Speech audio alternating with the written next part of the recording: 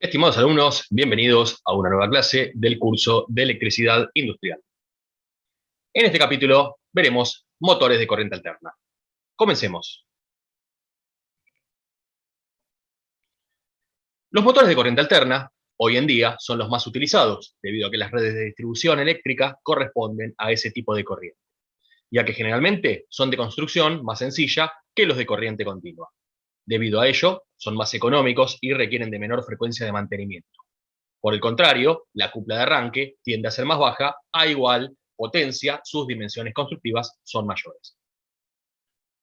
Tiempo atrás, los motores de corriente alterna encontraban la dificultad de la variación de velocidad, debido a que no responden directamente al valor de tensión con la que se alimentan como los de corriente continua. Por el contrario, una baja tensión provoca un incremento de la intensidad de corriente absorbida y se torna riesgoso en cuanto a la integridad de las bobinas. Con los avances en electrónica de potencia, y con la llegada de arrancadores suaves y variadores electrónicos de velocidad, estos problemas se vieron fácilmente solucionados y los motores de corriente alterna se instalaron como la mejor opción para aplicaciones mecánicas sencillas. Debido a la fiabilidad, como también a la sencillez en la alimentación y en la operatoria, podremos encontrar hoy en día motores de corriente alterna en aplicaciones hogareñas como bombas centrífugas para elevación de agua, ventiladores y motores para electrodomésticos, como aspiradoras, licuadoras, entre otros. En el panorama industrial también se ha convertido en la primera opción para resolver aplicaciones sencillas y a bajo costo. Bombas de todo tipo, motores para máquinas rotativas, entre otras. Existen diversas formas de clasificar a los motores de corriente alterna. Entre ellas podemos encontrar, según su tipo de alimentación, en este caso podemos diferenciar dos grupos. Los de alimentación monofásica, generalmente para aplicaciones hogareñas, debido a la disponibilidad de este tipo de suministro eléctrico. Por otro lado, los de alimentación trifásica. Se utilizan en aplicaciones industriales, poseen mayor cupla de arranque y son constructivamente más pequeños que los monofásicos. Además, absorben de la red menor intensidad de corriente debido a estar alimentados con tres fases y en un rango mayor de valor de tensión. Además, favorecen el balance de las cargas. Otra clasificación, según la velocidad de giro en función de la frecuencia. Es la clasificación más utilizada y también existen dos grupos bien diferenciados. Por un lado, los motores sincrónicos, donde la velocidad de giro rotórica a motor lanzado es igual o proporcional, dependiendo de la cantidad de polos, a la frecuencia de red.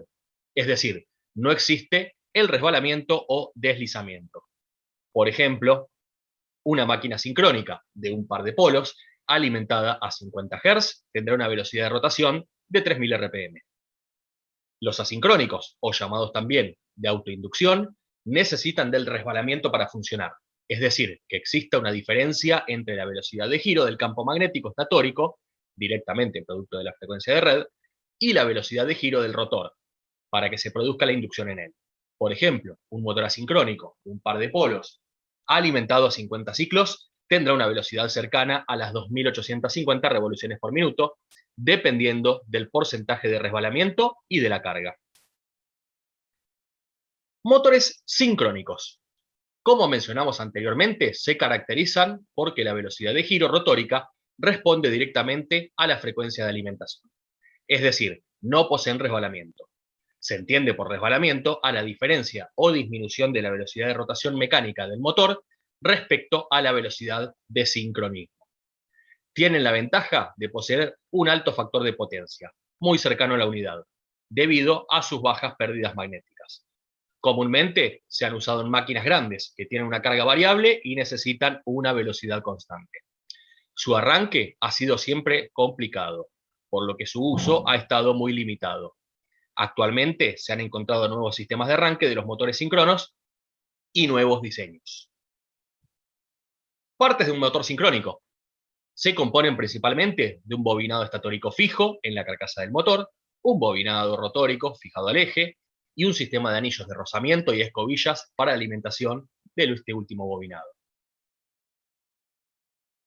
El estator está constituido por un grupo de bobinas arrolladas directamente sobre las chapas agrupadas que componen el núcleo. Cada conjunto de tres bobinas, en el caso de ser trifásico, representa un par de polos. La cantidad de pares de polos será el resultado de la velocidad de sincronismo y por ende de la velocidad de rotación del eje. En la práctica disponemos de estatores de 1, 2 o 4 pares de polos, con lo que la velocidad de sincronismo a 50 Hz sería 3000, 1500 y 750 revoluciones por minuto, respectivamente. El rotor está compuesto por un bobinado arrollado también sobre un grupo de chapas de acero al silicio que actúa como núcleo y sobre el cual se cierra el campo magnético producido. Algunos motores de baja potencia y construcción sencilla poseen imanes permanentes en el rotor. El bobinado rotórico se conecta a una fuente de tensión continua. Como el rotor va a estar girando, no se puede conectar la fuente de tensión al bobinado del rotor simplemente por medio de cables. Si se hace esto, cuando el rotor gire, los cables se van a enredar y se van a cortar. Para solucionar este problema, se utilizan anillos rosantes y escobillas. En este caso, los anillos son continuos en toda su periferia, sin presentar divisiones como en el caso de las delgas de los motores de corriente continua. Las escobillas, generalmente de grafito, tienen contacto constante con los anillos, asegurando la conexión eléctrica del bobinado rotórico. Funcionamiento. Se alimenta, por un lado, las bobinas estatóricas con corriente alterna, generando un campo magnético alternativo en polaridad e intensidad. Las bobinas aumentan y disminuyen los campos magnéticos y varían la polaridad según la onda senoidal. Como las bobinas están repartidas polarmente en la carcasa, se interpreta como un giro del campo magnético cuya velocidad responde directamente a la frecuencia de red. En nuestro país, 50 Hz, o sea, 50 ciclos por segundo, y por consiguiente, 3000 ciclos en un minuto. Si el motor posee un par de polos, un ciclo es una vuelta, por lo tanto la velocidad de sincronismo es de 3000 revoluciones por minuto. En cambio, si tiene dos pares de polos, caben dos ciclos en una vuelta. Por consiguiente, el sincronismo será 1500 revoluciones por minuto. Por otra parte, se alimenta el bobinado rotórico con corriente continua a través de las escobillas y los anillos rosantes, generando un campo magnético de polaridad fija e intensidad constante. Tradicionalmente, los motores se alimentaban mediante una fuente rectificadora externa. Hoy en día, algunos motores poseen una autoexcitación con un rectificador interno, que llamamos sistemas brushless, porque no tienen escobillas. Veamos la variedad de los motores sin escobillas o sistema brushless. Poseen una excitatriz girante, normalmente localizada en un compartimento en la parte posterior del motor. Dependiendo de la operación del motor, la excitatriz está constituida por excitatriz con alimentación de corriente continua en el estator o excitatriz con alimentación de corriente alterna en el estator. El rotor de la excitatriz alimenta el devanado de la excitación del motor a través de un puente rectificador trifásico giratorio. En las imágenes superiores tenemos una vista del puente rectificador por la parte izquierda y por la parte derecha la ubicación en la parte trasera del rotor del rectificador rotativo.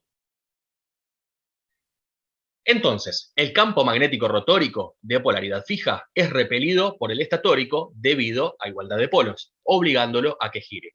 En el siguiente instante, y cuando el rotor casi llegaba a alinearse con el estator, producto de los polos opuestos de ambos bobinados que se ven atraídos. La corriente alterna produce el giro del campo estatórico, generando el rechazo nuevamente y se repite el proceso. Formas de arranque del motor sincrónico.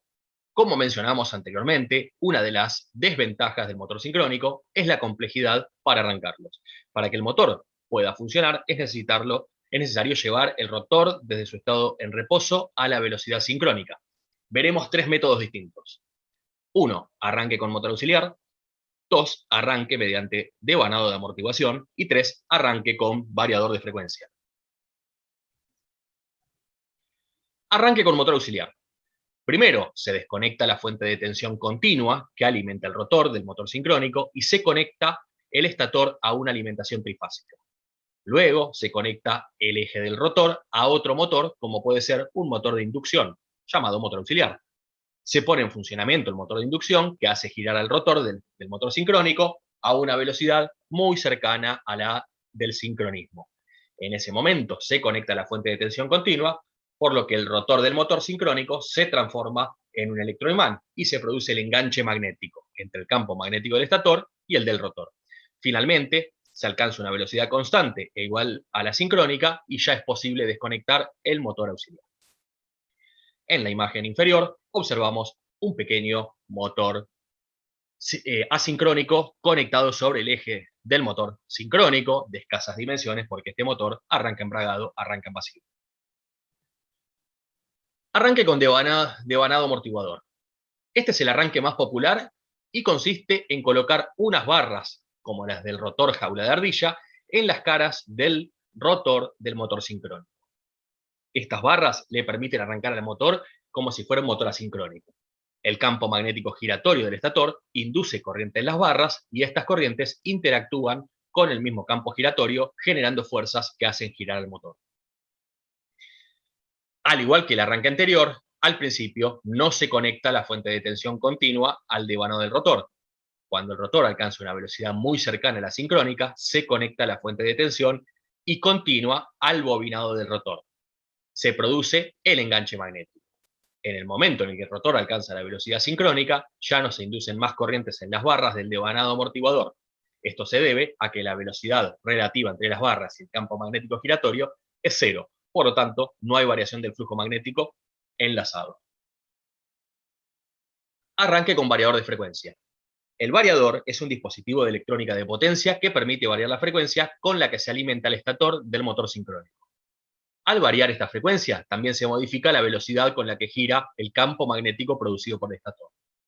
Entonces, si en vez de 50 Hz se alimenta con una frecuencia más pequeña, el campo magnético girará lo suficientemente lento para que se produzca el enganche magnético entre el campo magnético giratorio del estator y el electroimán del rotor. Luego se sube progresivamente la frecuencia de alimentación y la velocidad del rotor también aumenta progresivamente. Pasemos ahora al otro grupo de motores, los motores asincrónicos. Este tipo de motores son los más utilizados a nivel hogareño e industrial para aplicaciones sencillas debido a su confiabilidad. A diferencia de los sincrónicos, poseen par de arranque y por ello no necesitan de dispositivos auxiliares, aunque algunos de construcción antigua solían tenerlos, pero para limitar la corriente durante el periodo de puesta en marcha. Con la aparición de la electrónica de potencia, específicamente arranques suaves y variadores de frecuencia, ganaron mercado los motores jaula de ardilla, que debido a su sencillez constructiva y a que no tienen elementos de rozamiento, no requieren mantenimiento frecuente.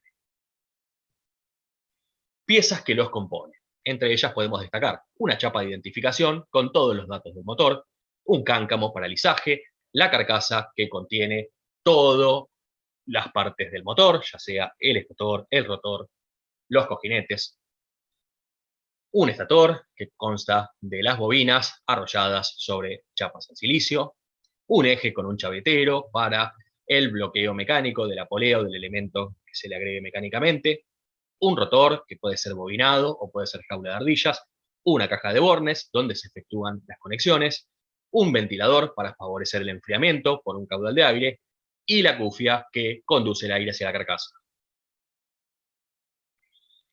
Veamos las particularidades del estator y el rotor. En primera instancia, el estator es la parte fija del motor. Está constituido por una carcasa en la que está fijada una corona de chapas de acero al silicio provistas de unas ranuras. Los bobinados de sección apropiada están dispuestos en dichas ranuras, formando las bobinas que se dispondrán en tantos circuitos como fase tenga la red, a lo que se conectará la máquina y como cantidad de pares de polo tenga. El rotor es la parte móvil del motor. Está situado en el interior del estator y consiste en un núcleo de chapa de aceros al silicio apiladas que forman un cilindro, en el interior del cual se dispone un bobinado eléctrico. Los tipos más utilizados son rotor bobinado, dispone de una clase de una bobina única, de un grupo de bobinas o un grupo de bobinas dependiendo de la clase. El rotor jaula de ardillas se compone de una serie de barras cortocircuitadas en los extremos que actúa como bobina. Puede conducir elevados índices de corriente. Funcionamiento básico. Al circular una intensidad de corriente por el bobinado estatórico, producto de la alimentación desde la red, se produce un campo magnético de intensidad y polaridad variable, que girará en el estator a una velocidad de sincronismo, producto de la frecuencia de la red y de la cantidad de pares de polo, como se ha explicado anteriormente en el motor sincrónico. El campo magnético variable estatórico atraviesa las espiras del bobinado rotórico que en el momento de arranque se encuentra detenido, induciendo una elevada corriente por ley de Faraday. Es decir, actúa como un transformador. siendo el estator el primario y el rotor el secundario. Entonces comienza a circular por la bobina rotórica, que se encuentra en cortocircuito, una elevada corriente debido a una fuerte inducción por el máximo resbalamiento. En esta corriente produce un nuevo campo magnético, el cual genera cupla magnética respecto al estatórico, y así comienza el giro del motor. A medida que el rotor acelera, el resbalamiento se reduce, decreciendo la inducción. El motor alcanza una velocidad de equilibrio en una zona cercana, pero por debajo a la sincrónica. No olvidemos que si la velocidad rotórica alcanzara la velocidad de sincronismo, no habría corte de líneas de campo y se cortaría la inducción. Variedades de motores asincrónicos. Veamos que este tipo de motores se ofrecen con distintas variantes debido a la alimentación, en el caso de ser monofásicos o trifásicos, pero también se caracterizan por tener elevados picos de corriente en el arranque. Por ello, algunos poseen sistemas de conexión que tienen el objetivo de controlar esas intensidades, ya que podrían resultar nocivas para las bobinas. A continuación, explicaremos las variantes más conocidas que podemos llegar a encontrar. Rotor jaula de ardillas.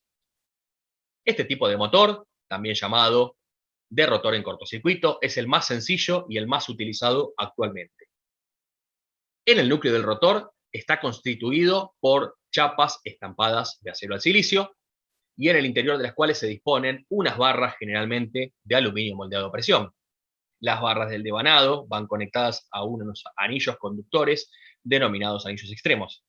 El bobinado, así dispuesto, tiene forma de jaula de ardilla, como vemos en la imagen inferior. Las ranuras del rotor suelen hacerse oblicuas respecto al eje para evitar así puntos muertos en la inducción electromagnética. Un inconveniente de los motores con rotor jaula de ardilla es que en el arranque absorben una corriente muy intensa, de 4 a 7 veces la nominal o asignada, y lo hace además con un bajo factor de potencia. A pesar de ello, el par de arranque suele ser bajo. La baja resistencia del rotor hace que los motores de jaula de ardilla tengan excelentes características para marchas a velocidad constante. Años atrás, un inconveniente de este tipo de motores era que su velocidad no era regulable, pero actualmente con los variadores de velocidad electrónicos se pueden conseguir un control perfecto de la práctica y la totalidad de los parámetros del motor, entre los que se destacan el par, la corriente absorbida y la velocidad de giro. Motores de anillos rosantes. Poseen un bobinado trifásico de cobre dispuesto en las ranuras del rotor, que va conectado a 3 anillos metálicos. Por uno de sus extremos, a través de escobillas, la conexión eléctrica de los extremos del motor se prolongan hasta la caja de bornes. En el periodo de arranque pueden conectarse resistores en serie y de esa forma limitar la intensidad de corriente. A medida que el motor vence la inercia, si la conexión se hizo mediante reóstatos, se reduce la impedancia, aumentando así la corriente rotórica. A motor lanzado, se suprimen y se conectan en estrella directamente. Este método dispone desde el exterior la impedancia total del circuito rotórico, facilitando un control de la velocidad y corriente de arranque con una elevada cupla y un mejor factor de potencia que con el rotor jaula de ardillas. Arranque mediante resistencias estatóricas. Es otro método para limitar la intensidad de arranque. En este caso se logra acoplando resistores en serie con la línea de alimentación al estator. Una vez arrancado, se retiran puenteándolos mediante un contactor. Los resistores deben ser de potencia para que sean capaces de resistir el calentamiento debido a grandes intensidades de corriente. Este método no necesita de características constructivas especiales del motor, ya que se logra con maniobras de conexión externas. Veamos ahora la chapa característica de un motor trifásico. Para ello, vamos a leer los datos en forma descendente y centrándonos en la parte izquierda, donde el motor se especifica los datos conectados a una red de 50 Hz, como tenemos en nuestro país. Arriba nos dice que es un motor trifásico y que se conecta a corriente alterna. Luego observamos que tiene el código de fabricación. Por debajo nos dice el grado de estanqueidad, en este caso IP55. Nos dice que es una carcasa B3, que la posición es horizontal y que está fijado por patas. La inscripción 90S hace referencia al tamaño constructivo de la carcasa. Luego nos dice la clase del bobinado. Nos dice que es un bobinado tipo F y que soporta hasta 155 grados. La frecuencia de red, en este caso, conectado a 50 Hz. Luego, por derecha, la tensión de alimentación. El primer dato, el que está por izquierda y siempre el más bajo, es el dato de conexión en triángulo. El que está por derecha y el más alto es el dato de conexión en estrella. Lo que nos quiere decir acá es, dependiendo de la tensión de línea que tengamos en nuestra red trifásica, cómo conectarlo. Este motor, que es 220/380 o 230/400 por su tensión máxima, nos dice que si la red es 3x220, debemos conectarlo en triángulo, pero si la red es 3x380, debemos conectarlo en estrella. Inmediatamente nos dice la potencia, en este caso 1,1 kW, luego la corriente absorbida, 4,4 amperes en triángulo, 2,55 amperes en estrella, luego el factor de potencia, en este caso 0,81, y por debajo la velocidad nominal o la rotación del eje, 1415 revoluciones por minuto. Por derecha, la placa nos da nuevamente los datos, pero en este caso si lo conectáramos a una red de 60 Hz.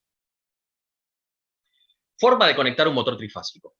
En función del valor de tensión, según el diseño de las bobinas y la tensión de red, el motor se deberá conectar en estrella o en triángulo. Para ello, se deberán posicionar estratégicamente la chapa de los bornes de la siguiente forma. Observemos en la imagen, por izquierda, la conexión en estrella. Se puentean los bornes U2, B2 y W2, esos extremos de bobina, ubicando las chapas en sentido horizontal y de esa forma logramos el centro estrella. Por derecha, en la conexión triángulo, puenteamos con las chapas los bornes U1 y W2, B1 y U2, W1 y B2 respectivamente, con las chapas en sentido vertical y de esa forma se logra la conexión en triángulo. En Argentina, la red es 3x380 volt. 380 volt es la tensión de línea o la tensión compuesta en tres fases. Por ello, si el motor es de 220/380, debe conectarse en estrella. En cambio, si el motor es 380/660, debe conectarse en triángulo. Estos últimos son los que admiten arranque estrella-triángulo. Veamos ahora los motores monofásicos. Entre ellos, el de fase partida. Son motores generalmente de baja potencia y se emplean para accionar pequeños electrodomésticos como lavadoras, bombas de agua o dispositivos electromecánicos de baja inercia y cupla resistiva. Este tipo de motores se definen como motor de inducción monofásico provisto de un arrollamiento auxiliar o de arranque desplazado magnéticamente respecto al arrollamiento principal o de trabajo y conectados en paralelo entre sí. El objeto del arrollamiento auxiliar es conseguir el arranque del motor. Para ello, es preciso que los flujos magnéticos generados por los dos arrollamientos del motor estén desplazados en el espacio y el tiempo. La primera condición se cumple disponiendo geométricamente cada arrollamiento en la posición adecuada respecto al otro. La segunda se logra variando la resistencia y la reactancia del arrollamiento auxiliar. Cabe destacar que los motores monofásicos, al estar alimentados con una sola fase, no tienen cupla de arranque. En cambio, los motores trifásicos, al tener tres fases, sí poseen naturalmente cupla. De las cuatro partes principales que constituyen este tipo de motor, podemos indicar que el rotor es un rotor jaula de ardillas, como los que se han descrito en los apartados anteriores. En cuanto al estator, se compone, al igual que los trifásicos, de una carcasa dentro de la cual se dispone el núcleo magnético a base de chapas de acero al silicio, para reducir las pérdidas magnéticas. En el núcleo magnético del estator se disponen los bobinados de arranque y trabajo indicados anteriormente. El interruptor centrífugo es un interruptor especial que se monta en el interior del motor, cuya función es desconectar el bobinado de arranque cuando el motor ha alcanzado una velocidad cercana a la nominal, muchas veces de 0,8 veces la nominal. Este interruptor está cerrado a motor parado y cuando el rotor alcanza la velocidad predeterminada, se desplaza por la acción de la fuerza centrífuga, desconectando el bobinado de arranque. Cuando el motor se para o disminuye su velocidad por debajo de la preestablecida, el interruptor se vuelve a cerrar. La inversión de marcha de un motor monofásico de fase partida se consigue conmutando las conexiones del bobinado de arranque respecto al de trabajo. A fin de conseguir un mejor par motor y variar la reactancia en el arranque a los motores monofásicos de fase partida, se les suele incorporar un condensador en serie con el devanado de arranque. Este condensador puede utilizarse únicamente para el proceso de arranque o bien puede permanecer conectado permanentemente, en cuyo caso no se suele incorporar el interruptor centrífugo que actualmente se encuentra en desuso. Observamos en la imagen inferior izquierda el esquema de un motor monofásico de fase partida con condensador de arranque e interruptor centrífugo. Por derecha, el esquema de un motor monofásico con condensador permanente. Pasamos al motor universal. Se denomina así por ser el único motor que puede conectarse tanto a corriente alterna como a corriente continua. Cuando el motor universal se conecta a corriente continua con una carga constante, la velocidad y la potencia aumentan proporcionalmente con el valor de tensión aplicado. Cuando este motor se conecta en corriente alterna con carga constante, la velocidad y la potencia aumentan proporcionalmente con el valor de tensión aplicado a partir de las 3000 RPM.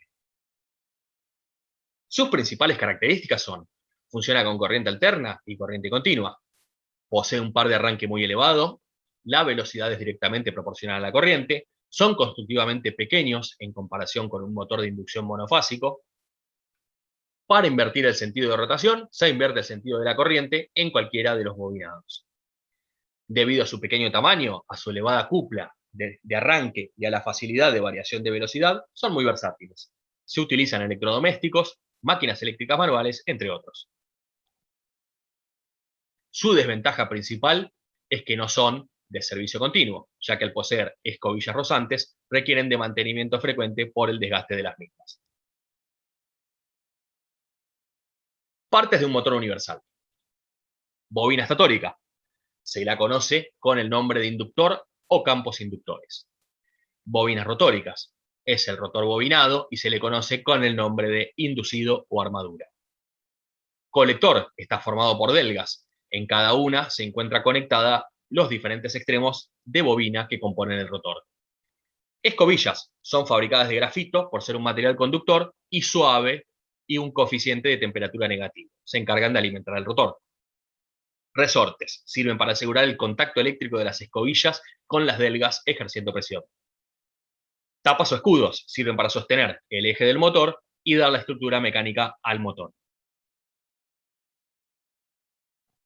Funcionamiento. El motor eléctrico universal basa su funcionamiento en la ley de Laplace. El bobinado inductor y el bobinado inducido están conectados en serie. Al ser recorridos por una corriente, el bobinado inductor forma el campo magnético y el inducido, por la ley de Laplace, al ser recorrido por la corriente y sometido a la influencia del campo magnético inductor, genera la cupla magnética dando origen al giro del rotor. Si aumenta el campo, aumenta la fuerza y aumenta la velocidad. El campo magnético que produce la bobina inducida provoca una deformación del flujo inductor llamado reacción del inducido. En corriente alterna o en corriente continua, el sentido de giro se mantiene por la acción momentánea de cada alternancia en particular. Regulación de la velocidad. Comúnmente los electrodomésticos o herramientas eléctricas manuales, donde se emplea este tipo de motor, requieren de variación de velocidad. Existen dos métodos. Primero, conectando un reóstato o resistencia variable para limitar la corriente de la serie de los bobinados. Y segundo, por conmutación de resistencias. Al variar la conexión o conmutar entre los bornes numerados, se varía la resistencia y por ende la cantidad de corriente que se entrega al motor. A mayor resistencia, menor corriente. Muy bien, alumnos, hemos llegado al final de la clase. Espero que les haya gustado y nos vemos en el próximo video. Muchas gracias por su atención.